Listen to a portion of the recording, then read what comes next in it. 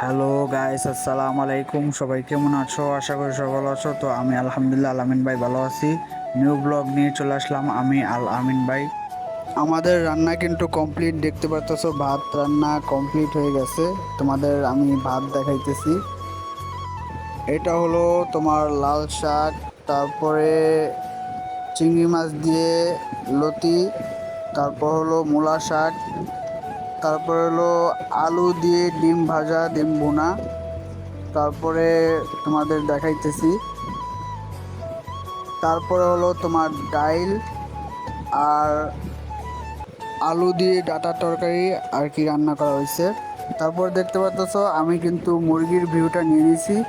দেখতে পাচ্ছ মুরগিরা পাখা দিয়ে ওড়াল দেওয়ার চেষ্টা করতেছে।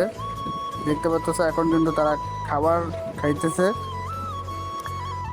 তারপর আমি ভিউ নিতে চলে আসলাম ছাদের উপরে। দেখতে পাচ্ছ ছাদের ভিউটা অনেক সুন্দর কিন্তু লাগতেছে। ছাদের ভিউ দেখতে পাচ্ছ। এখানে কিন্তু তোমার আগের ভিডিওতে দেখাইছিলাম যে এখানে কিন্তু আমাদের নানুদের ছাদ বাগানও আছে। এখানে কিন্তু অনেক গাছ আছে আমাদের ছাদে। তারপর দেখতে পাচ্ছ আমার ভিডিও শ্যুটটাও নিয়ে নিলাম। আমি নিজেই আমার ভিডিও শ্যুটটা নিয়ে নিলাম, ঠিক আছে। তারপর আমার পিছনে অনেকগুলা গাছ দেখতে পারতেছো। তারপরে আর কি নিচে নেমে গেলাম।